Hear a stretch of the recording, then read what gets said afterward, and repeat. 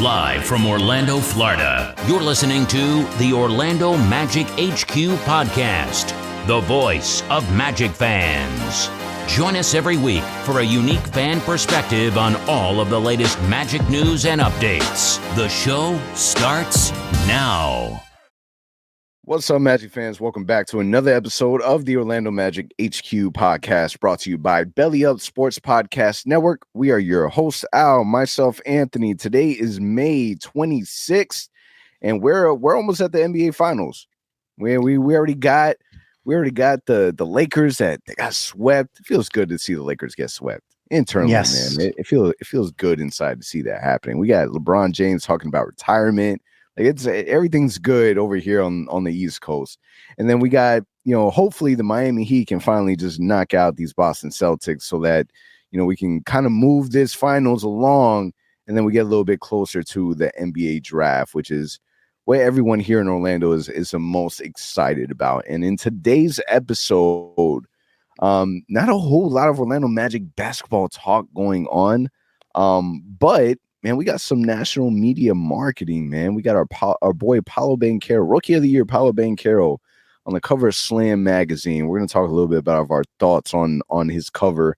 And then we're going to talk a little bit about the draft and some crazy ESPN trade ideas that we saw today. It doesn't make sense, man. This is what happens when all you guys want Orlando Magic to be more and more in the media. We get crazy stuff that end up popping up that nobody in Orlando agrees with.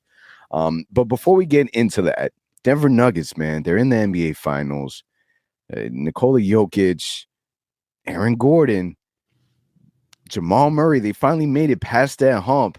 Let me ask you, Aaron Gordon making it to the NBA Finals, are you rooting for him? Are you rooting for a former Magic player like Aaron Gordon, drafted by the Magic, to win in the finals? Do you care? Are you indifferent? What does it mean to you?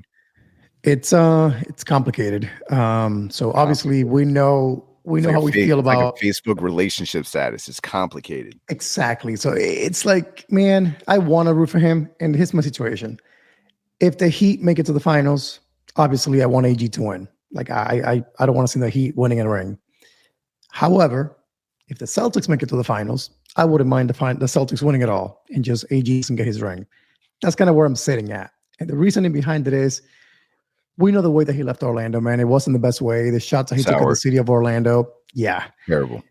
Now, at the same time, though, this is his role. This is what we always needed to see AG as, a fourth or fifth option, be a defender first, a offensive guy second.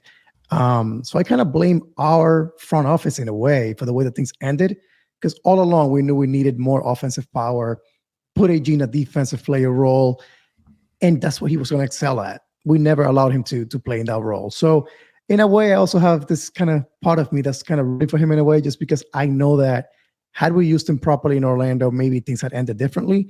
But yeah, I'm still going back to the same thing. If the Celtics end up making a huge comeback, historic comeback, and they make it to the NBA Finals, I'll be rooting for the Celtics. If the Heat make it, I'll be rooting for AG and the Nuggets. What about you? I hate the fact that, I hate the Miami Heat with how great of a story, Jimmy Butler and them being almost eliminated in play-in, and then for them to make it all the way as far as they have, damn near at the NBA Finals, is an awesome basketball story. It is. With that being said, internally, I just can't get myself there. Like I can't see myself rooting for the Miami Heat. I can't see myself rooting for the Lakers in any capacity. I can't see myself rooting for the Boston Celtics in any capacity. I just can't do it. Can't do it naturally. My body, my mind, my soul won't allow me to do it. As far as Aaron Gordon and the Denver Nuggets, I don't know, man. Aaron Gordon left in such a sour note. It's hard to root for him. Recently he made some comments, and I don't even remember exactly what he said, but he said it along the lines of, I'm happy to be able to play for an organization that does this, right? It's like a backhanded slap. It's a compliment to the Nuggets and a backhanded slap to a Magic organization that wanted to give you the keys, man. Wanted you to be the face of the franchise. wanting you to be the number one, number two option, and just didn't work out.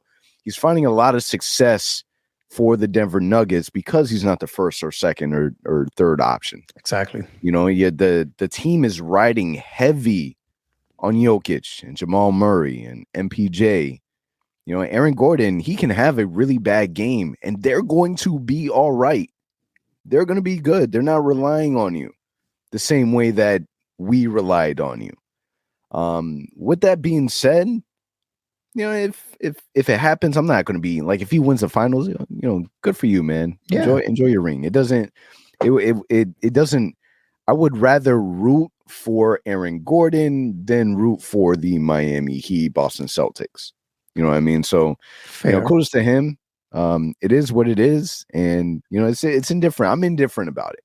No matter how sour it was that he left, I'm indifferent. Good for you. Two completely different players, in my opinion. They're utilizing him the way that Aaron Gordon should have been utilized from the very beginning, and 100%. They were able to figure it out. And it showed. He's been playing well, and he's a big piece of what they're doing. Yeah, I will tell you what, he earned a piece of my heart again when he blocked LeBron in the last layup attempt there, when they were trying to keep it going and win one game at least, the Lakers. So him doing that, I got some love back for AG just for that reason. You know how much I love LeBron James, right? So the fact that he did that and swept LeBron, and of course, we got a narrative now saying that he's going to retire. He doesn't want to talk to me. He got swept. Come on, man. It's funny. I can't remember who it was that called him out on it. I don't remember where it was. Maybe it was everyone has.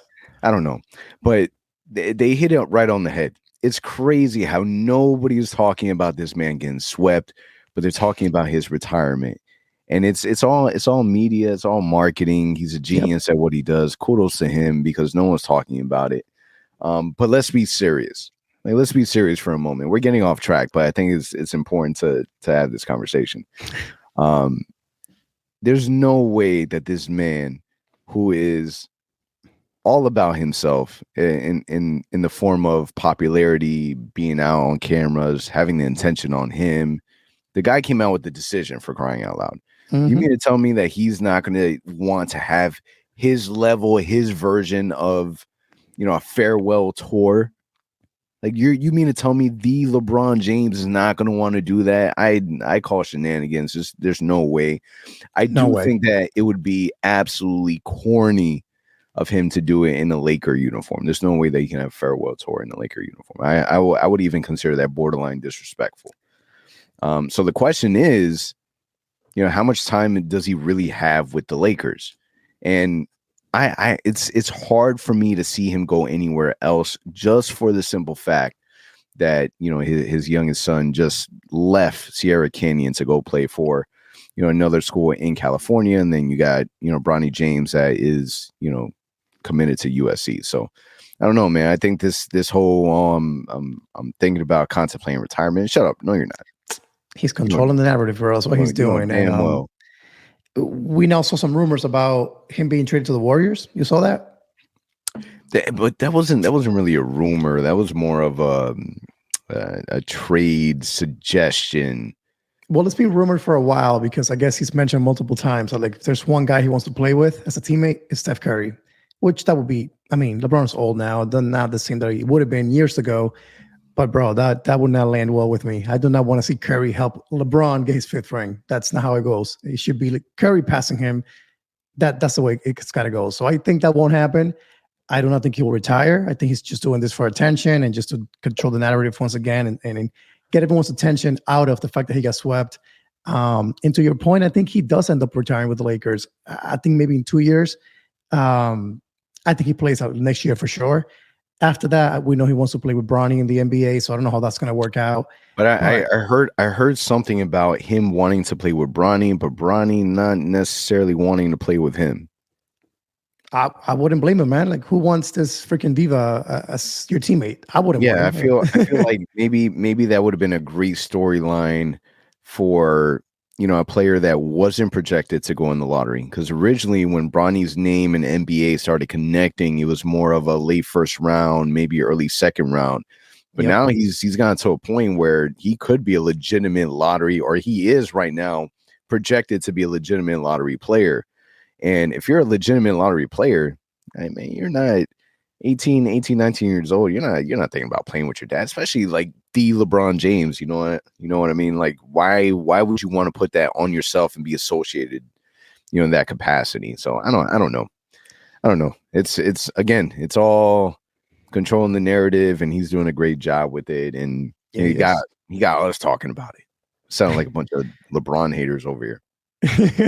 That's enough though. 10 minutes in, Magic That's talk. it. Let's That's do it. That's it. All right. So let's talk about Paolo Banchero. So Paolo Banchero, my man, is on the cover of Slam magazine. This is the Bible of basketball.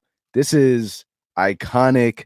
This is, if you're anybody, you're on the cover. I absolutely love the fact that Paolo Banchero is getting so much attention in this capacity, because we really haven't seen a Magic player on the cover since Dwight Howard. Aaron Gordon was on his Slam magazine cover, but he wasn't there by himself. He was there with other rookies. But the last one was Dwight Howard, and it wasn't even Dwight Howard by himself. They had a dual issue cover where some covers for that issue was of Dwight Howard and some other covers were of LeBron James. So the fact that it's Paolo, it's him. It's exciting, man. I'm excited. When I saw it, I'm like, yes, hell yes. And then he's obviously marketing his new his new sponsorship with Oakley, which is absolutely dope. And the photo shoot, I'll be honest with you, man, it's a little it surprises me a little bit.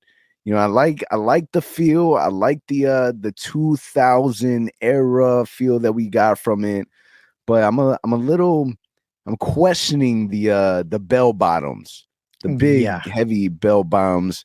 They're giving me a lot of Missy Elliott vibes. I'll be honest with you, but I don't know. I love everything about it. The fact that he's rocking an Orlando Magic jersey with his P5 chain, Oakley on the head, like everything is looking amazing, great, super hyped.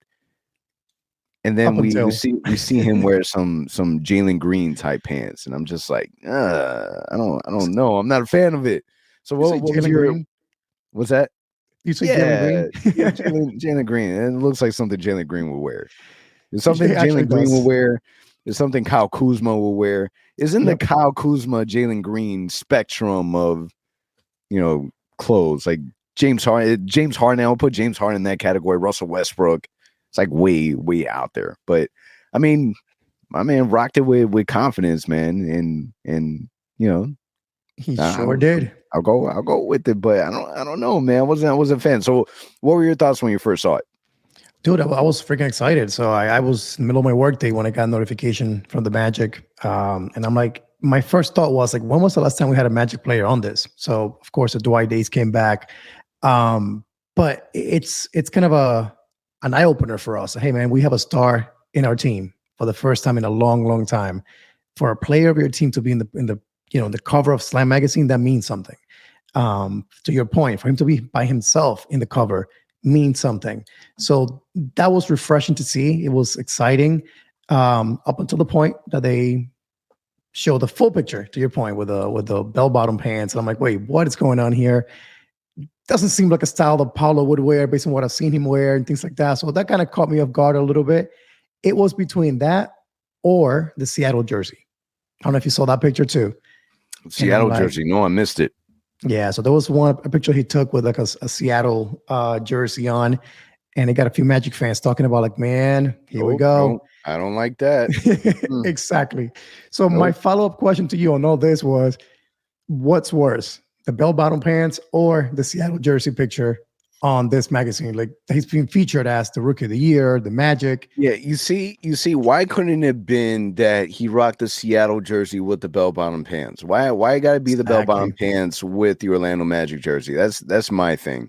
Yeah, I don't like. I get. My man is a Seattle diehard. He rides for his city, which is something that he should be very proud of, because Seattle is a very prideful town, especially when it comes to basketball. But we all know that the consensus across the United States from a fan perspective is that people feel Seattle Supersonics should come back. that they feel like that city deserves a basketball team. And if I'm being honest, I have the core feeling in my heart that eventually that is going to happen in some point in some capacity. Yep. And if it does happen, I have some serious concerns about Paolo Banchero in the future. Now, keep in mind that with bird rights and everything on the contract sides, we have everything in our favor to be able to pay Paolo Banchero the most amount of money. If there's one thing that we absolutely know, and this is one of those like unwritten rules, is as a rookie, if you're a big dog and you're expected to make money, you don't opt out of your first or second contract. It's just something that you don't do. An example is Zion Williamson. That man should have been left New Orleans a long time ago, and he's not doing it. Somehow, when it comes to contract time, my man's in shape. He's ready to play. Injury, he's coming off of it. He's making sure he's signing that massive contract, and there's guaranteed money. And then once you get the guarantee, once you seal that contract down, that money, you can always request a trade later on. But my fear is, it would make sense that the Seattle Prodigy will find a way back on the Seattle Supersonics, knock on wood, if that team does come back. So we want to make sure that we do everything in our power to veto that. Let's make sure that town does not get, the Sonics back until after Paolo retires.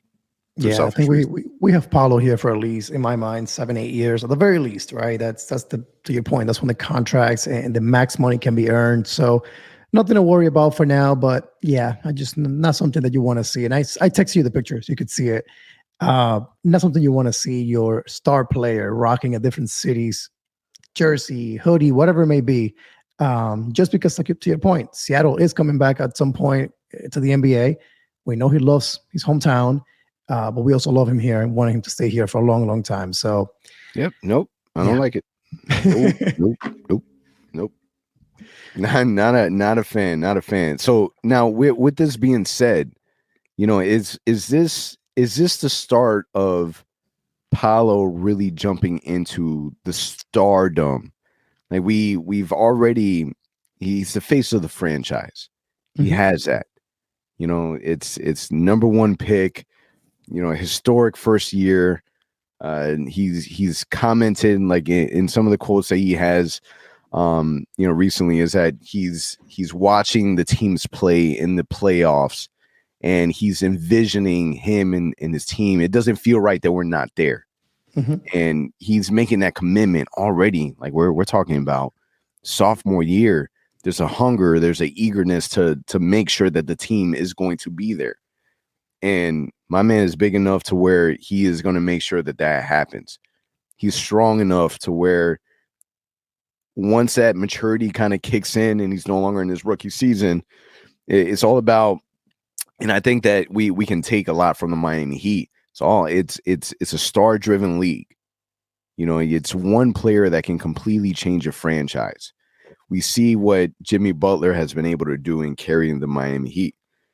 This is a caliber that, I hope that Paolo is able to bring, to the Magic. So we'll see. Yeah, but to your point, I do think it's a start of something. I think it's a start of him getting the national attention. Of course, he won Rookie of the Year. That automatically gets you the national attention that he deserves and didn't get last year. But I think next year, if Wemby doesn't pan out as who people think he's going to be, and Paolo continues in this trajectory of like putting up historic numbers, I think that's when the league's going to really be put on notice. Like, hey, this kid, you guys ignored him for a year.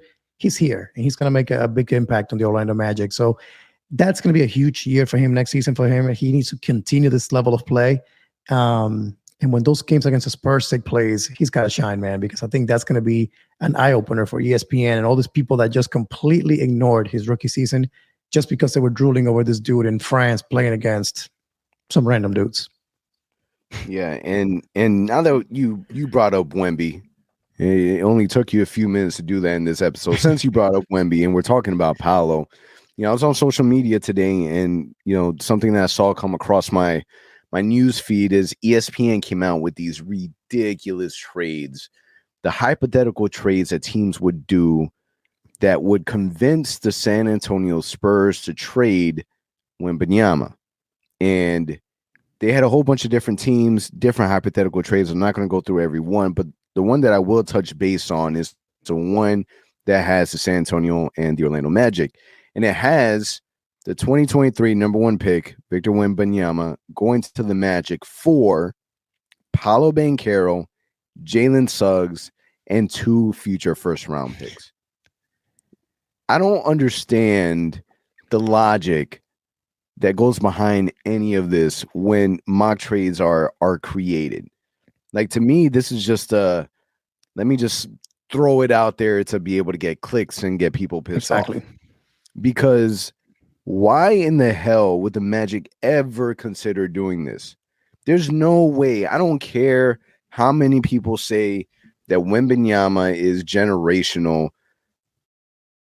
What makes you think that Paolo Banchero could not be generational when he's already having historic performances his rookie year? Like, I wish I can see the same things that people see in regards to Wembanyama. I really do, because when I look at him, I look at us still not knowing. I see the same highlight clips that everyone sees, but I'm not 100% sure. You can be the best basketball player in the world, but if you can't stay healthy and you don't have a body that looks like you can stay healthy, I don't have that confidence.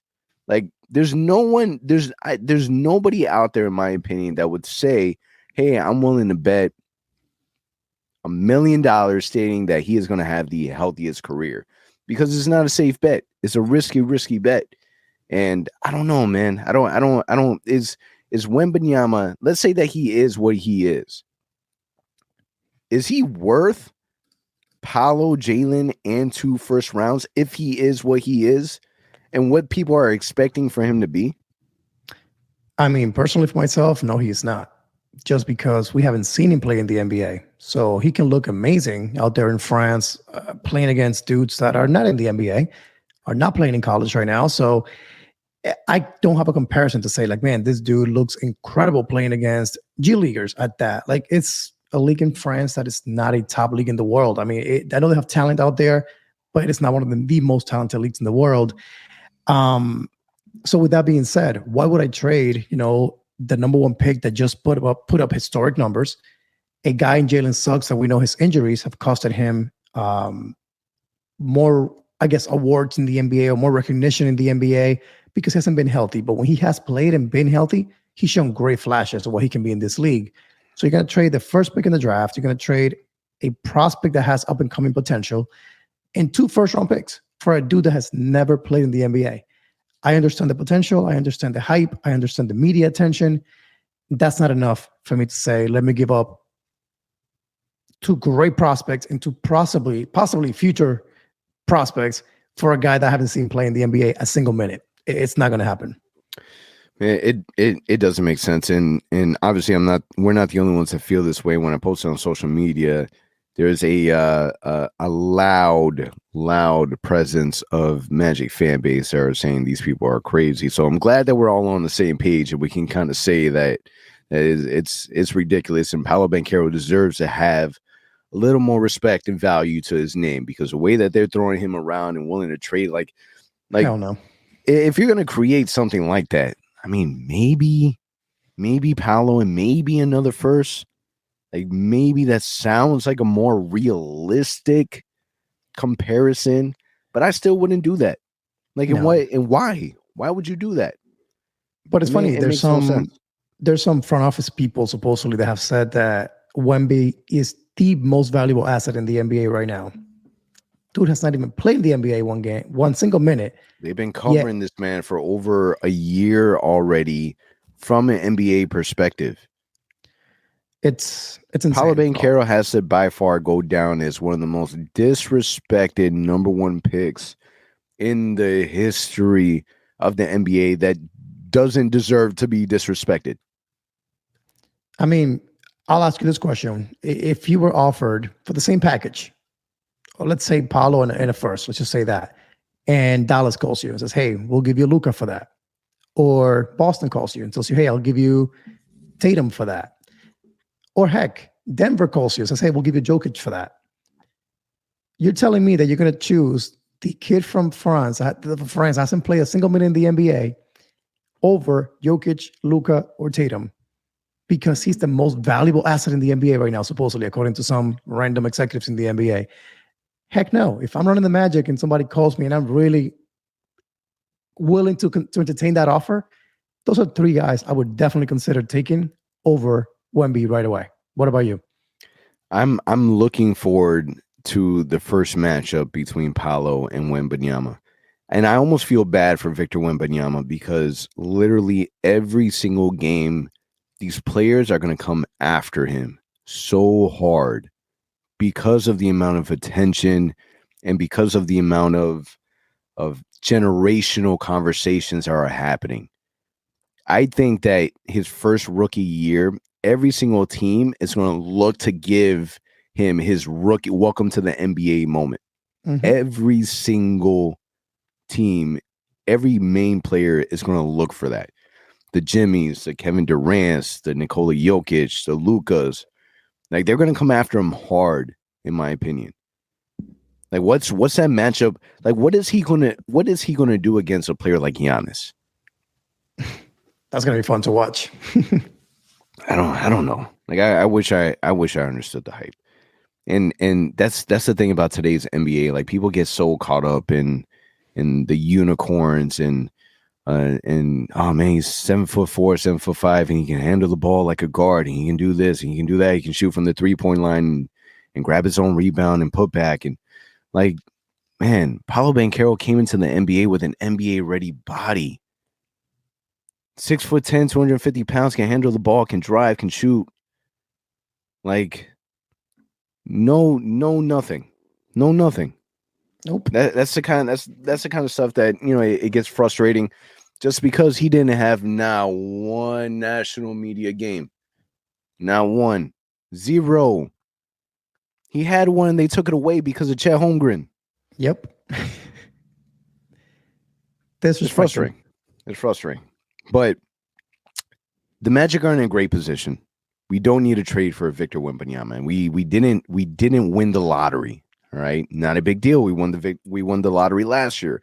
We got Paolo Banchero, epic rookie, and this year we're gonna get the 6th pick, and we're gonna get the 11th pick. A lot of things to be excited for, but that's not the only way that the Magic can improve their roster.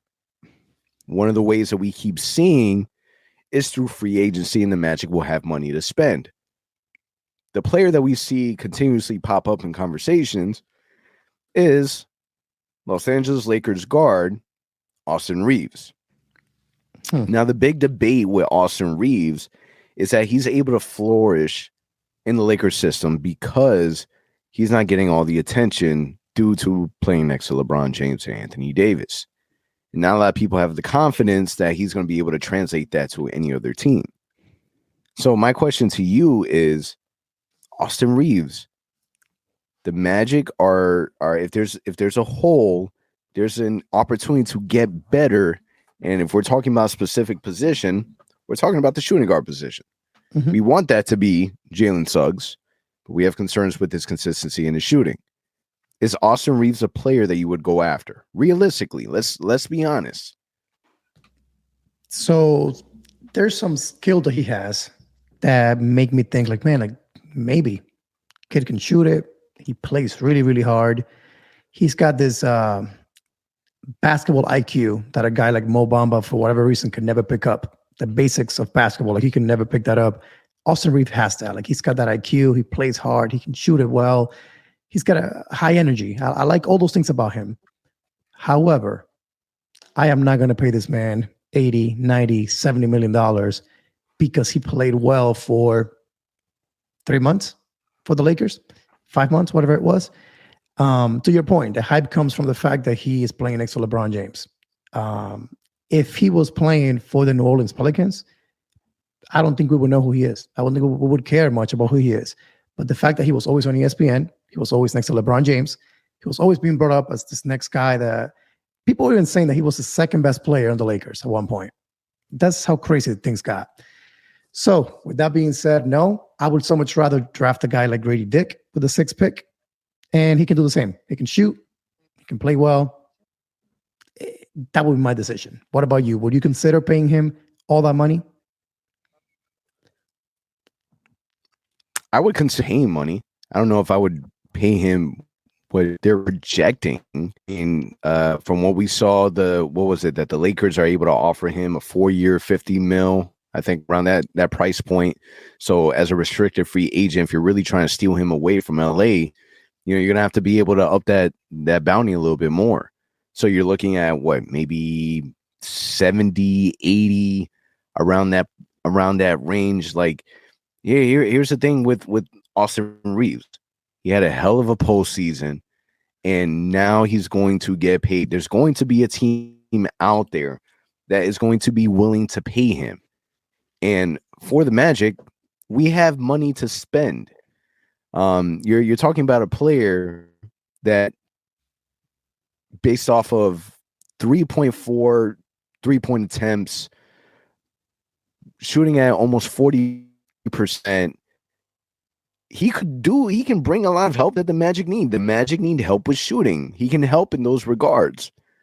At the same time, free agency starts June 30th. The NBA draft is June 22nd. I don't want to hear Austin Reeves conversation until we see who it is that we end up drafting. Because you're right. Mm-hmm. If we end up drafting a Grady Dick, then why the hell would we go after an Austin Reeves? It doesn't make sense. So it really just depends on the dynamic. If we end up going with a Cam Whitmore, Taylor Hendricks, like, there's no space for there wouldn't be. Then you go after a player like this. But you got Hawkins, you got Grady Dick, this is a draft that you can find yourself a wing player. You don't have to find a wing player in free agency. If you need a solid wing player that can shoot, there's a list of options that you can get from this draft. Now, with the draft being so close, we're literally, less than a month away before the draft gets here, June 22nd. There's going to be a lot of solid players available for us at the 6-11 range. And a lot of the things that we're hearing right now is the Thompson twins. Kevin O'Connor from The Ringer has the Thompson twins flipped. Amon is falling in the draft. Ausar is rising, and he has them flipped right now. A lot of the different mock drafts have Ausar going to the Orlando Magic, but there's still a lot of really, really solid players. We're able to see recently a lot of these workouts that these players are having. Cam Whitmore is looking like an athletic monster out there. Grady Dick had a really, really great showing. Taylor Hendricks, we know what he's able to bring from an athletic standpoint, rim protection, shooting. There's a lot of things to like there. Cam Whitmore, Ausar Thompson, Taylor Hendricks, Grady Dick. Who is it right now, at this very moment, with the 6th pick that you're looking at and saying, that's the guy? Man, it's a tough choice. I actually spent a few minutes this afternoon, maybe hour and a half or so, watching tape on these guys. So I was a little more prepared for this conversation that we're having tonight. And I got to tell you, if I had to rank it right now, so May 26th, who I would go with, I'm going to rank it this way. I think Cam Whitmore, to me, is my favorite prospect at number 6 right now, if he falls to us. Taylor Hendricks and Grady Dick are right there. I can't make up my mind. But for some reason, Ausar Thompson, to me, just watching tape today, a few concerns with him. The competition that he was facing wasn't up to par. If you watch tape on him, it looks like an all-star game. Those dudes are just running up and down, throwing dunks and alley-oops and shooting threes. There's no structure to those games. I'm afraid that what we saw isn't what's going to happen in the NBA for him. So I would rather go a little more of a safer route with the pick and go again, probably Cam Whitmore, Hendricks, or Dick at that pick. Ultimately, it's going to come down to the front office. But if it was up to me, if Whitmore is there, you take him. If not, I would not mind one bit gambling and taking Dick if he is the guy that you like and fall in love with. I just think this team needs shooting so bad that I feel like Whitmore or Dick are better shooters today. Hendricks has good potential. He can become a great shooter. But for right now, I just want shooting and offense, man, for this team. So Whitmore, Dick, Hendricks will be in that order. Ausar Thompson would be number 4 in that list to me. What about you? See, I keep going to the same thing. Like that's the amazing part about drafting this much later is that there's so many solid players. I really like this draft. I feel like this is going to be a draft that we're gonna follow a lot of these extra players, very similar to how you still follow Moses Moody and so still follow their careers. Yep. I think we're gonna end up doing a lot of this with some of the players because there's a lot of really, really good points that you can make for a lot of these different players. I really like Cam Whitmore. I like the intensity. I love the fact that he kind of has that dog that you really want in a player, especially a player that we know for a fact that it's hard for me to envision a player come and join this team and take the ball away from Franz and Paolo. I think that we already know that that's where the priority is going to be at, and you want to be able to have players that complement them. And I really don't want to add a player that could take away. That's why I really like, and that's why I'm a big fan of Taylor Hendricks and Grady Dick. Those are my 2 guys. And just recently, I saw today that Jonathan Givney, he has Grady Dick listed as a projected top 10 pick. So what does that mean? That means that when we come on with our 11th pick, he's not going to be on the board. There's a high chance or likelihood that he's not going to be available. So when we take a look at players and fit, I keep coming back to Grady Dick just having the best fit with these guys. Just his ability to stretch the floor, catch and shoot, put the ball on the floor, sneaky athleticism. Like I just feel like he is somebody that could really, really complement Franz and Paolo the best. And if you can't get him at 11, if you can't guarantee that you can't get him at 11, then I am super on board. And how long have I been talking about Grady Dick? Months. Very, very early on. Very early on. And still feel the same way. The Magic have issues with shooting. So draft a shooter at 6 or 11. If it's not Grady, then you're going to have to bring me Hawkins. Give me somebody. Exactly. Give me somebody that we can give the ball to, rely, and be able to shoot the ball because we need help in that department. But as of right now, I would pull the trigger on Grady at 6 if he's not going to be available at 11. Yeah, if you know for sure that he's going to be gone, I mean, you probably could entertain trading back if you know, like, hey, maybe, I don't know, Indiana, Utah, like he'll be there by then. If you have like a really good idea that's the case, maybe trade back if you can. But realistically, if that's your guy, like you said, he fits a need. We've needed shooting so bad in this team. He has a little bit of Franz in him, and the fact that he can cut off the ball really well too. So I love that. The fact that imagine having Franz and him on the court at the same time with Paolo and Jalen Suggs and Markel and Wendell, and they're just threats to shoot it or threats to cut to the basket for an easy layup. That would be fun. So in my mind, I mean, ideally, you can get him at 11. That would be a dream come true. And you can get a guy like Hendricks at 6. That would be incredible. But if you have some doubts, but you like this kid, I'm perfectly fine with that. And I've seen plenty of people on Twitter say that that's the case too, that they will be happy if we take him at 6. There's an understanding that we like him a lot. That's okay. I mean, people may say that we reached for Franz a few years back, and look how it turned out. So I think that if he is your guy, if he fits every need that you have right now, which is shooting, it's scoring, I'm okay with that. We don't need him to come in here and be a first option, a second option. He's got to be a spot-up shooter, a guy that cuts to the hoop and gets an easy layup or dunk, and that competes on the floor. And I like that about, if you haven't seen his tape a lot, watch how hard he plays and competes. I like that about him as well. So a lot to like. Offensive, he's good. He's a good shooter. He plays hard. He competes. I'm okay with reaching if we need to. Yeah. Now the funny thing would be is everyone doing all this research on the 6th and 11th pick, talking about the Thompson twins, Hendricks, Cam Whitmore, Grady Dick, all for the Orlando Magic just to end up consolidating these picks and trading to move up and not getting any one of those players. That would be one of the most Magic things ever. Bleacher Report actually came out with the trade idea that I looked at it and I'm like, I don't know if I would necessarily do it, but man, would I give it some serious thought. And it's the Magic trading away Wendell Carter Jr. I'm already starting bad. Wendell Carter Jr., Gary Harris, the number 6 pick, the number 11th pick to Portland for Anthony Simons and the number 3 pick. Mm. To me, this is really tough. And what makes it tough is Wendell Carter. Like between the 6, 11, Gary Harris, what makes it tough is Wendell Carter. Won the contract. It's always about the contract. When we talk about Wendell Carter Jr., 9 times out of 10, we start that conversation off with the fact that we have a crazy, crazy deal on Wendell Carter. The second thing is a lot of our success comes from Wendell Carter's ability to play so well with Paolo, with Franz, with Markel. He's not the biggest center. He's not the biggest big man.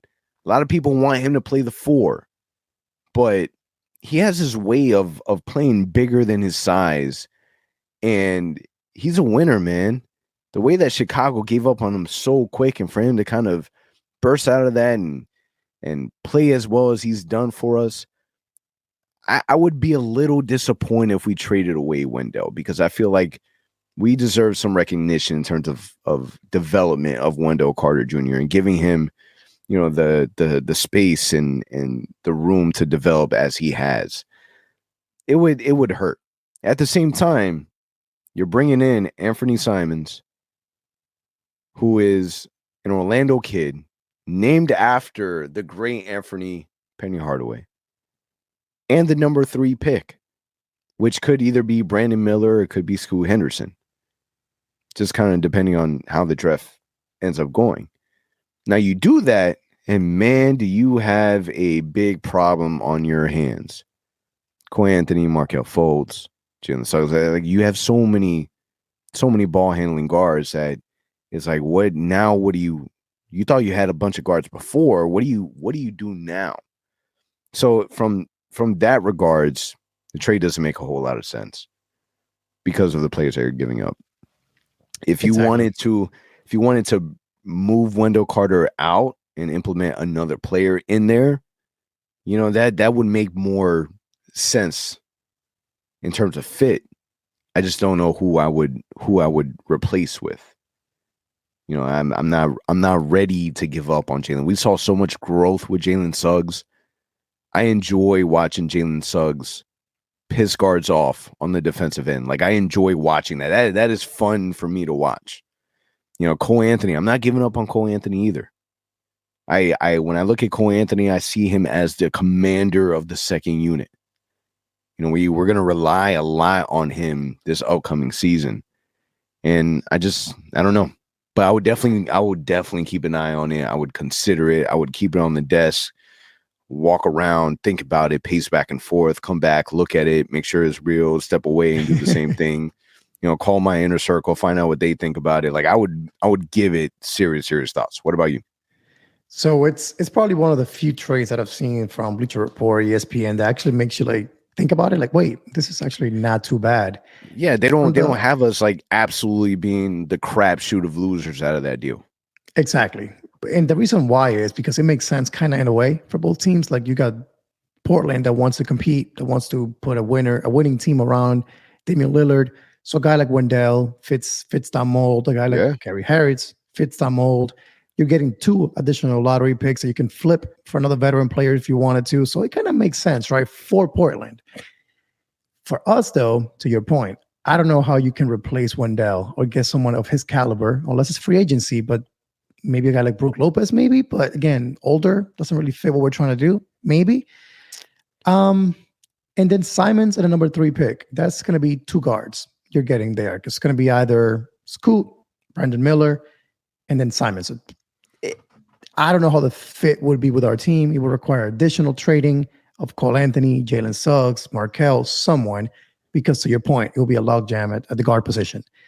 So because it gets kind of so messy for us, I don't like it for the Magic. I think that we're better off building through what we have in Wendell and Gary Harris into 2 picks and keep going that pattern instead of, I get it. Simons is a baller. The kid can score. He can play. Whoever you can get a 3, great prospect as well. But I kind of like what we're doing. And this would be kind of shaking it a little bit too much for my liking. I would rather see us continue to build with Wendell, Paolo, Franz, Markel. That's the kind of the core of the foundation. Everything else around it can be moved if you ask me. But that would be my holdup. Like, I really wouldn't want to give up Wendell in that scenario. Plus 2 lottery picks. Plus a veteran that can shoot. Just my opinion. It will be kind of messy for us fit-wise. Yeah, but this is some of the things that, if I'm being 100% honest with you, I really hope the Magic don't trade up. I really don't. Selfishly, I hope that we hear rumblings that the Magic are having conversations to trade up. This is an avenue that the Magic should look to do. And the reasons why is because 6 and 11, it's a lot of, it's 2 more rookies that you're adding to this team. We haven't even got to the 2nd round pick. Like, the Magic have 3 picks in this draft. 3 young guys that you're adding on to this team. There's no way that the Magic are doing that. No. You know, I hope that we do stay pat. I really, really do. And we draft 6 and 11 and kind of just figure it out. Because I do believe that this is the first draft. I've mentioned this before. This is the first draft that you're drafting players specifically to make sure that they fit well with your 2 main guys. You got Paolo and you got Franz. They're your faces. We know that Markel fits with them. We know that Wendell Carter fits with them. We know that Jalen Suggs fits with them. I wish that he would fit better. I wish he would shoot better. And I see that coming. The issue with Jalen Suggs has never been mechanics. His mechanics have always been great. It's been solid. It's just inconsistencies. And we believe that eventually he'll get there. He'll figure it out. We don't want to give up too soon. So I think the Magic should stand pat, draft 6 and 11. I also think that we should hear, or even if we don't hear it, we should have conversations to try to move up. Portland, they don't want to be the bad guy. They don't want to trade away Dame Lillard. The reason why they don't want to trade Dame Lillard is they still want to take advantage of Damian Lillard after he retires. It's a big deal for them to be able to put Damian Lillard's jersey in the rafters. That they'll still be able to do. But, you know, you want to be able to have that name associated with Portland for the rest of, you know, the franchise.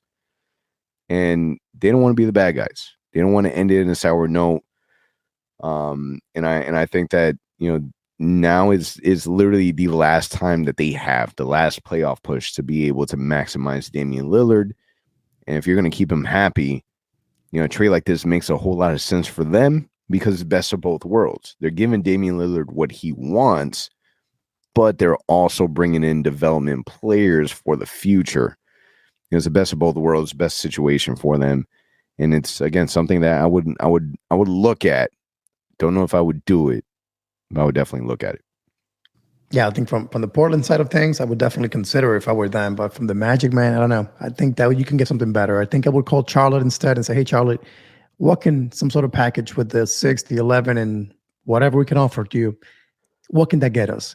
And see what they say. Because the rumor is that Charlotte and Portland are both kind of entertaining offers to see what they can get for the picks. If you're the Magic and you're falling in love with Scoot or Brandon Miller, and you're like, hey, we want to move up, hey, go for it. Find a way to move up. But if you're not really sure and you're okay with a Cam Whitmore or Grady Dick or Taylor Hendricks and someone else, stay pat. There's no need to. But the cool thing is we have it in our hands. We can play those games if we want to. We can sit back if we want to and just wait and get the guys that fall to our lap. So it's exciting in that sense. We don't have to force anything. If something comes to us, take advantage of it. Yeah, and keep in mind, if the Magic did want to consolidate these draft picks, we also have that Denver Nuggets future first-round pick that we have, I believe it's 2025, that we'll be able to utilize as well as, you know, a trade chip. And that Denver Nuggets trade, first-round pick, you know, you see how the Nuggets are playing. You see that they're top in the NBA. You know, it's not going to be a great draft pick. It's kind of like a fake first-round pick. It's more like a second-round pick. It's going to be so high up that if you can try to add that in there as a sweetener, I'm sure that we would be able to get something solid out of it. So we'll see what happens, man. The draft again, June 22nd, right around the corner. A lot of different things that can happen. We know where we're at, which was the first pillar that we needed to fall, so that we kind of see where we stand, where we're at. Next is going to be, us finding out who those one-on-one, workouts that the Magic will end up bringing in, and hopefully we get to see some interviews specifically with these players in Magic gear to kind of see how that looks like. And here's some rumblings, man. It's too quiet. It's so quiet that we struggle to put an agenda together. Yeah, we had no idea what we were going to talk about. Cody Taylor, who's tracking all the workouts prospects are doing with teams and stuff. You got some teams out there like the Hawks that had 50 names in there, and you got the Magic with one name. So the Magic front office is locked in, man. They're not letting anything out.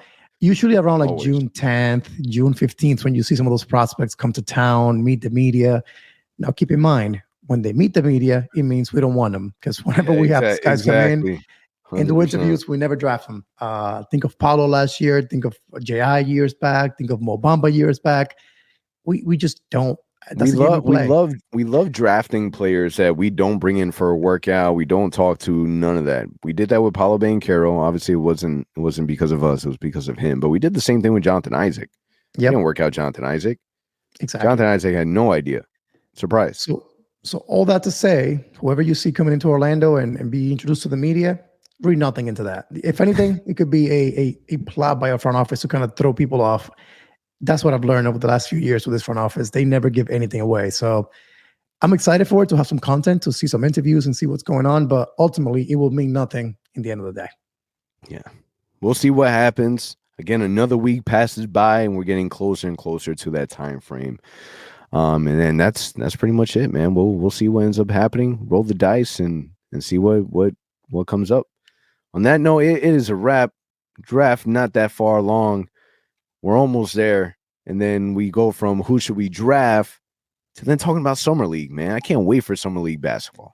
Before that, who do we sign? Who do we sign? Free agency. Absolutely. Yes, sir. Who do we sign?